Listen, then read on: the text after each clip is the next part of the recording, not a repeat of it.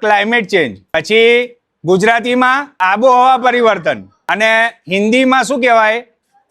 જલવાયુ પરિવર્તન. આ ત્રણેય એક જ પ્રક્રિયાનું નામ છે. શું? Climate change. બરાબર. એટલે આ 30-40 વર્ષની જે સરેરાશ આબોહવા હોય, સરેરાશ આબોહવા, એમાં પરિવર્તન આવે, બરાબર, એને આબોહવા પરિવર્તન કહીએ. આ કુદરતી પ્રક્રિયા છે તો કુદરતી પ્રક્રિયા, ક્લાઇમેટ ચેન્જ, આબોહવા પરિવર્તન, જલવાયુ પરિવર્તન. પણ છેલ્લા 1-2 દાયકાથી આખા વિશ્વમાં આફત બનીને વરસી રહી છે આ ક્લાઇમેટ ચેન્જની પ્રક્રિયા. હું તો માનું છું અહીં 5 ઇંચ વરસાદ પડે ને તો એ બધું ભરાઈ જાય છે ને. એ બધા રસ્તો આપણે આવીએ છીએ, હવાતું નહીં આપણાથી, પેલી કંપનીઓ આગળ ને. તો 20 ઇંચ વરસાદ પડે તો શું થાય? એટલે શું કાં વધારે વરસાદ પડી જાય, વધારે વરસાદ પડીને બગાડે, અથવા તો વરસાદ જ ના પડે. બરાબર. આ અનિશ્ચિતતાનો આખો માહોલ ઉભો કર્યો છે એણે. પછી ક્લાઇમેટ ચેન્જને કારણે સિઝન કેવી આપણી, જે ઉનાળુ, શિયાળુ ને ચોમાસું, એ રીતે હોવું જોઈએ ને. બરાબર.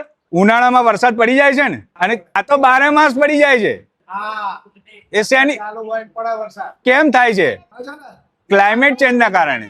એટલે આખું જે ઋતુચક્ર હોવું જોઈએ, ઉનાળુ, શિયાળુ, ચોમાસું, આ ક્લાઇમેટ ચેન્જના કારણે આખું ઋતુચક્ર ફરી ગયું, તૂટી ગયું. ફેરફાર થાય અને વરસાદ પડે એટલે આખું પાક આપણો બરબાદ થઈ જાય. ગઈ સાલ દિવાળીએ જે વરસાદ પડ્યો એમાં તો બહુ લોકોને ભયંકર નુકસાન થયું. ટેમ્પરેચર વધતું જાય છે ને, બરાબર, અને એને લીધે થાય છે આ ગ્લોબલ વોર્મિંગ ને, એને લીધે થાય છે આ ક્લાઇમેટ ચેન્જ. બરાબર. અને સામે કાર્બનને જે શોષે એવી કોઈ પ્રવૃત્તિ આપણે કરતા નથી, અને એના લીધે થઈને પૃથ્વી ગરમ થઈ રહી છે. બરાબર. વધારેમાં વધારે વૃક્ષો વાવવાના છે. બરાબર છે. વૃક્ષો વાવવાનો સમય ઓછો હોય તો કોકના વાયેલામાં આપણે પાણી નાખી શકીએ. બરાબર.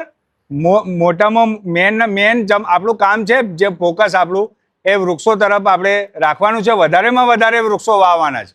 આપણે પર્યાવરણ બચાવવામાં આપણે મદદરૂપ થઈ શકીએ. બરાબર. મારો અહીંયા આવવાનો હેતુ તમે સમજ્યા ને, કે ખાલી